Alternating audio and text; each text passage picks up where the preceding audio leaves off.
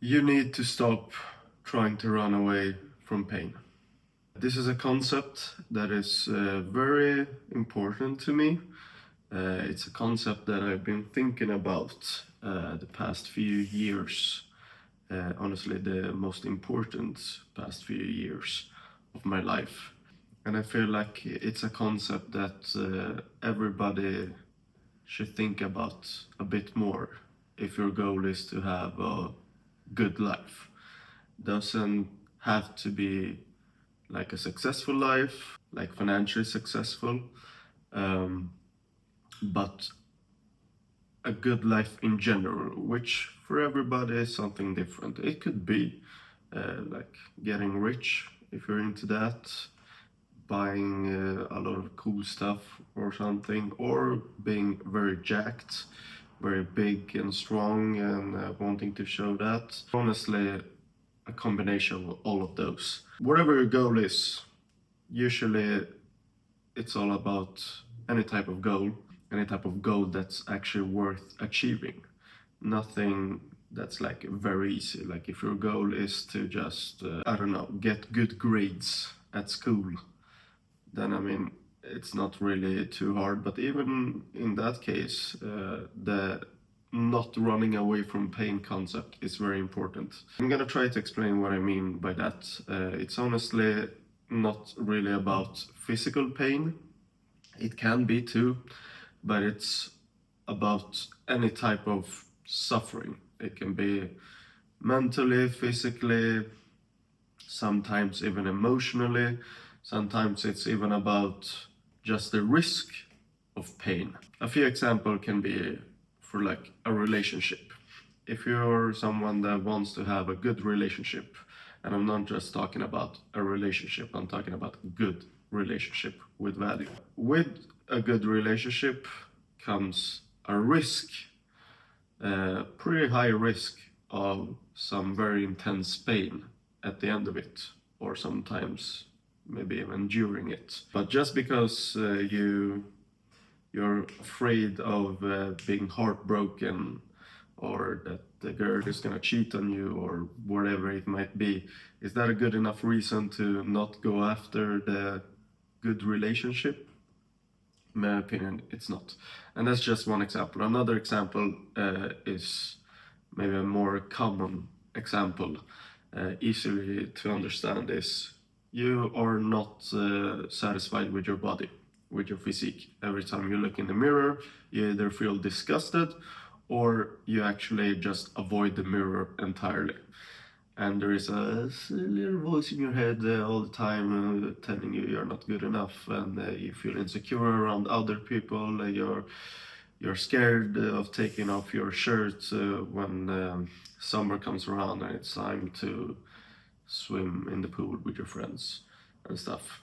Now, what's the solution to that? It's very simple. Everybody knows it. Get jacked. I guess I shouldn't say everybody knows it. There are those people that just take the, I guess, easier approach, which is to just try to convince themselves that they're good as they are and they don't need to change anything and all of that. And you know what type of people I'm talking about. And that's exactly those types of people that are running away from the pain. Because instead of just tackling it head on and trying to solve the problem that they have, they instead try to convince themselves that there isn't a problem at all. Which usually never ends good in the long term.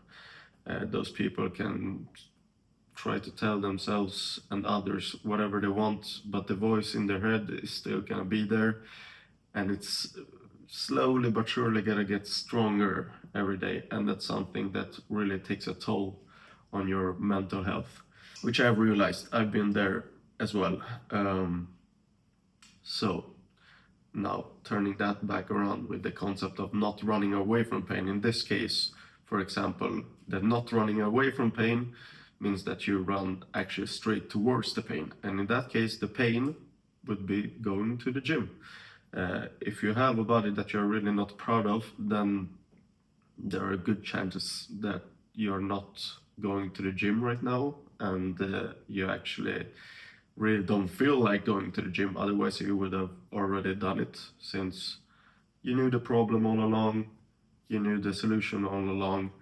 The only obstacle between the problem and the solution is pain. That whole concept, I realized, is valid for pretty much all categories of life.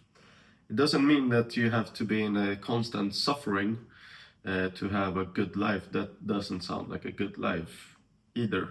And it also doesn't mean that you should just go and look for random types of suffering to get better, even though there are some people that do that, and that's their whole thing. Someone like David Goggins, I guess, would be a good example.